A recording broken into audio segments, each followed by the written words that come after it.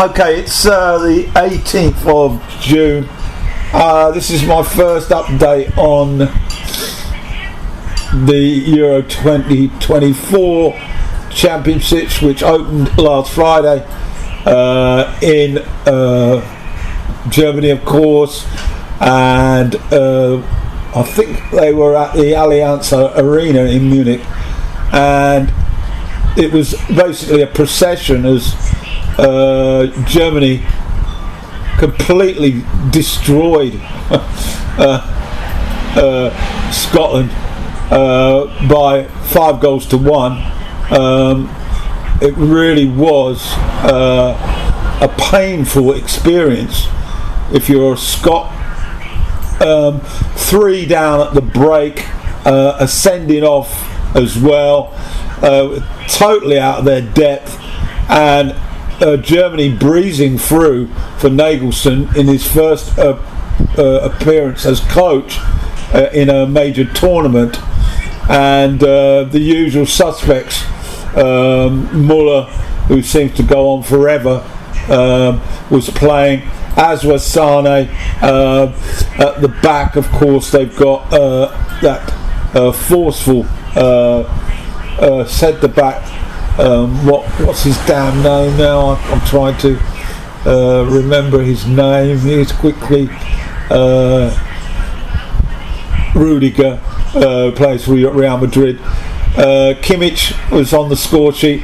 Toni Kroos, Real Madrid's veteran, was there, and of course Musiala got the player of the match, and he was ably supported by Kai Havertz, aka Arsenal, and Gundogan, who's departed from Man City last season and went to Barcelona. Very strong side, and far too good for Scotland.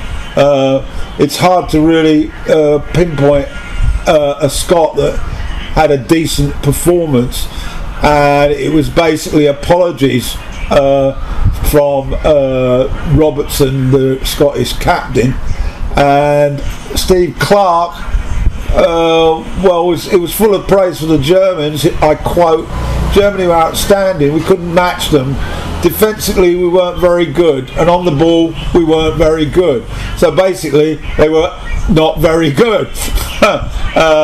He continued. The first half ran away from us very quickly, and we didn't give ourselves a foothold. Now it's all about reaction, so let's see how they react. 4 points is the target. We didn't get any tonight, so it's still the target for the next 2 games. Well done. I suppose the red card was a very, very obnoxious challenge by Fortius on Gundogan. No real, no sort of questions of it being not a penalty, and really a dreadful performance by Scotland. So then we moved on to Saturday's games, and we've got our first look at Hungary against Switzerland. I watched this game, and I was very surprised how lacking in positivity were Hungary. The Swiss got off to a much faster start, and they went ahead on 12 minutes deservedly, and it was 1-0 at the break, and then this was played in Cologne, and then after the break they doubled their lead by Abisha,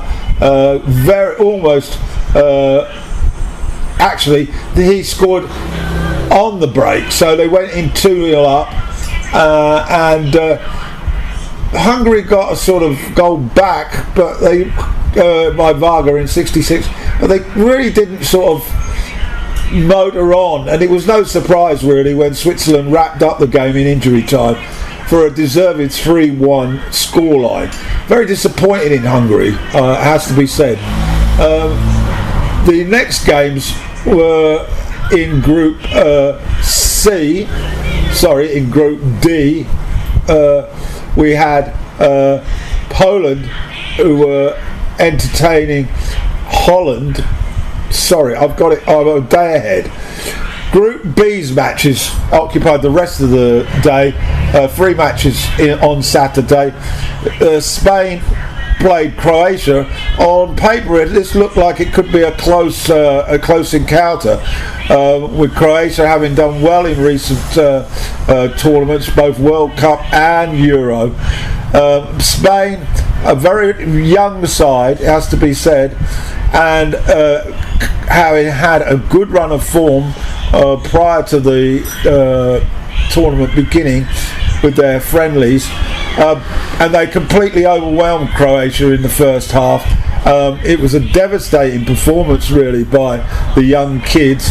They Morata, an old stage on up front, opened the scoring, but it was a great assist by Ruiz, and he then got the second. And at the break, Dani Carvajal made it 3, and the game was really all over after that. And Croatia, well, they seem to be a shadow of the side that we saw at the previous World Cup and Euro tournament. So alongside that match, Italy, the holders, were entertaining Albania, and Albania weren't given much of a hope, it has to be said. But they got off to an amazing start when there was a mix-up in the Italian defence involving their keeper Donnarumma, who plays for Paris Saint-Germain, and a defender, and it fell to invitingly after they got into a hell of a mix with a back pass, and it fell to Albania's centre forward, and he was appreciative of the gift and put Albania 1-up, having virtually an empty net to target, and that was only 1 minute on the clock. The Italians shrugged off that disappointment and got their act together, and by minute 16 they turned it round with 2 competent goals, and after that it sort of was a typical performance at the Dortmund stadium, and they're very adept at holding on to leads and basically dominating possession and basically not getting very tired, and that was basically it. Albania, it has to be said, really were impotent in attack, and so Italy go through to the second match with 3 points in the bag. So let's move on to Sunday's matches, and the opener involved, from Group D involved Poland and the Netherlands. I watched most of this game. Poland were without their talisman Robert Lewandowski. He's got a slight knock and was relegated to the bench, but wasn't going to give even a run around. They were nursing him for game 2. The Netherlands were strong favourites for this, and the match, well, it was surprisingly even, really, although the Dutch had most of the play, but they went behind on 16 minutes. A bit of a mix-up from a corner, and Buksar from Poland's star player Zelinski scored, and that was on 16 minutes. Didn't take that long before the Netherlands levelled, and it was Liverpool's Gakpo who scored a clinical finish on 29. It has to be said that it was well deserved, and so that was level. Szczęsny continued to keep them out after that, and Poland, they become a bit inert, it had to be said, and looked like they were playing for the draw. Netherlands missed a number of chances. Gakpo's goal was deflected, but they really did deserve to be level, even though the actual goal was a little fortunate. And into the second half, eventually Weghorst, of course discarded by Man U because he couldn't score a goal, will manage to get the winner on 83 for the Dutch, and they overall they deserved their win. And following on from that match, we then had the matches from Group C, and the first match was a rather tedious draw, it has to be said, between Slovenia and Denmark. I didn't see that game, it ended up 1-1, but I did watch most of the England game, which was of course at the Schalke Arena, and I missed the first 15 minutes, but regrettably missed the goal, but I saw it on highlights, and it was a tremendous header by England's number one star player now, Jude Bellingham, coming off a Champions League winners medal with Real Madrid. This young boy, 21 years of age, is setting the world alight, and he basically stood out as a shining light in England's team. I was generally pleased with the performance, even though second half the Serbs put the defence under a fair bit of pressure. I think Jordan Pickford, England's goal, did have to make a couple of saves, but generally I think it's a good start for England. They edged it, and they looked the class side in the first half, but they seemed to take their foot off the gas in the second half, and they conceded possession to the Serbs, who certainly had a kick up the backside at the break, but their Mitrovic really was pretty ineffective up front for Serbia, and my overall conclusion was that England deserved it, and the defence held up quite well, to be honest.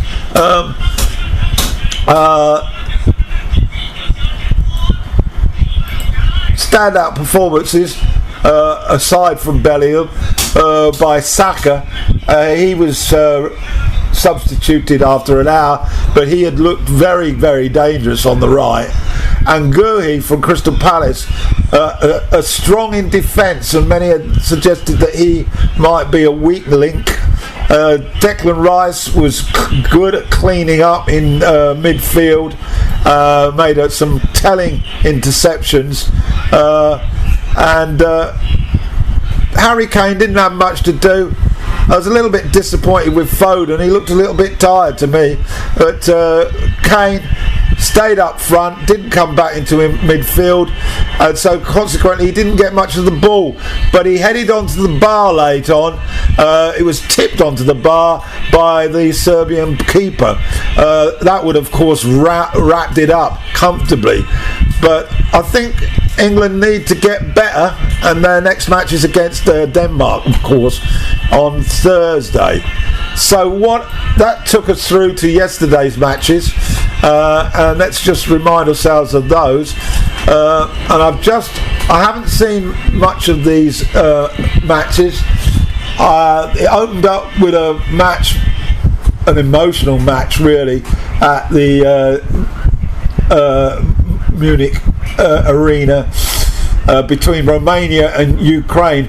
Romania very much a sort of unknown quantity, although they'd had some excellent results in the warm-up games for the championship, and they'd actually topped their group in qualifying, relegating Switzerland to second.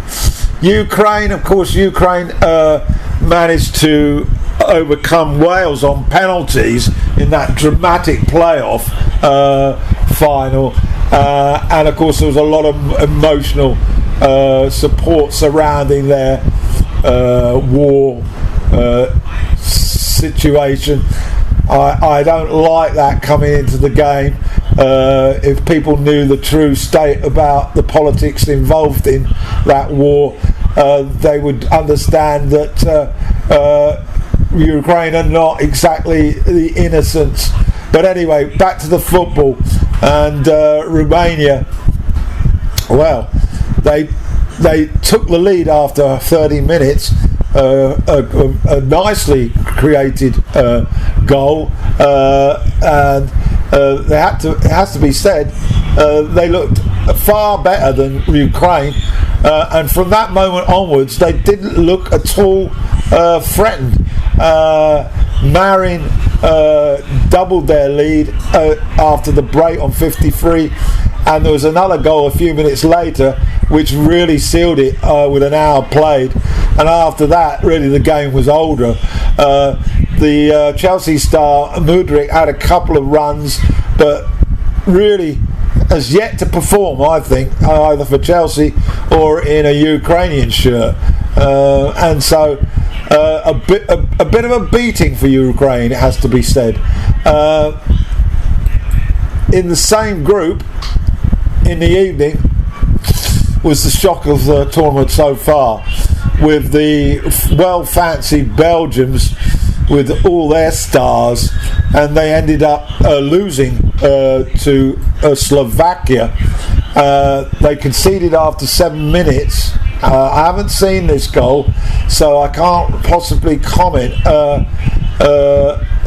But Lukaku had a goal ruled out, and then in the final minutes, VAR ruled out a goal because of handball in the build-up. But considering City stars Jeremy Guku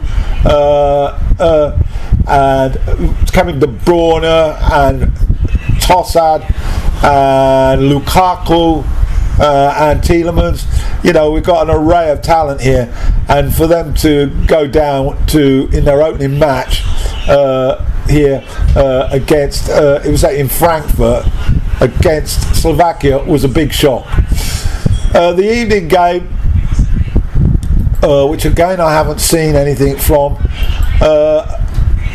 Austria played France, and France somewhat lacklustre display by France. They are among the favourites for this competition.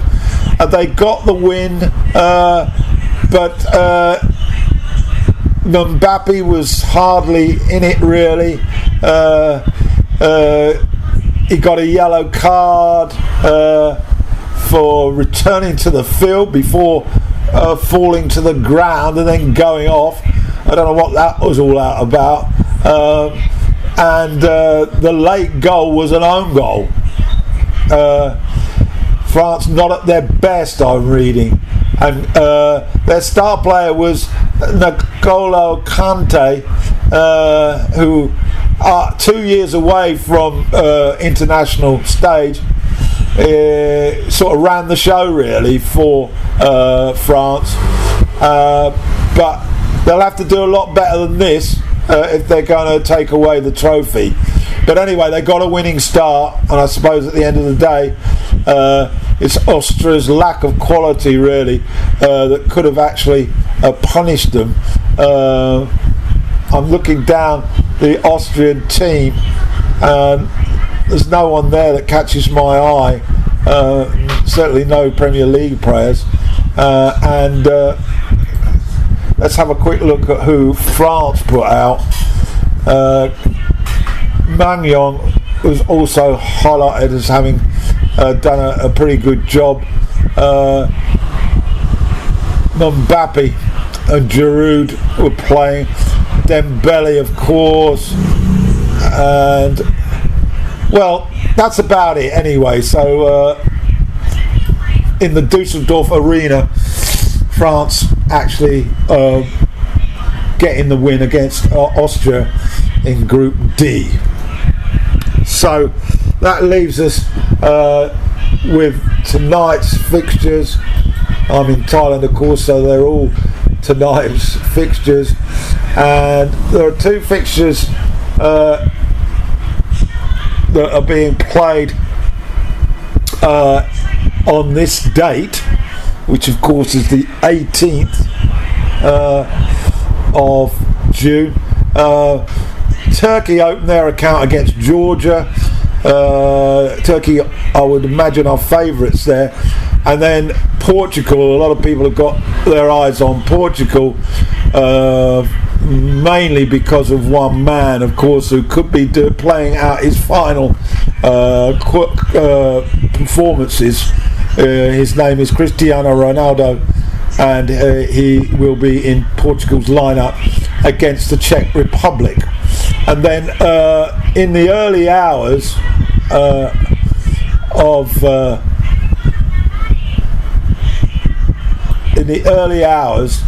I think there's a third match. No, it's just 2 games tonight, and they're both in Group F.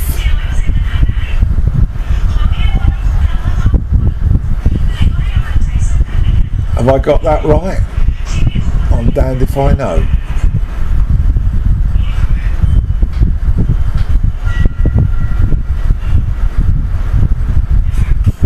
Yeah, that will complete the first matches in each of the groups.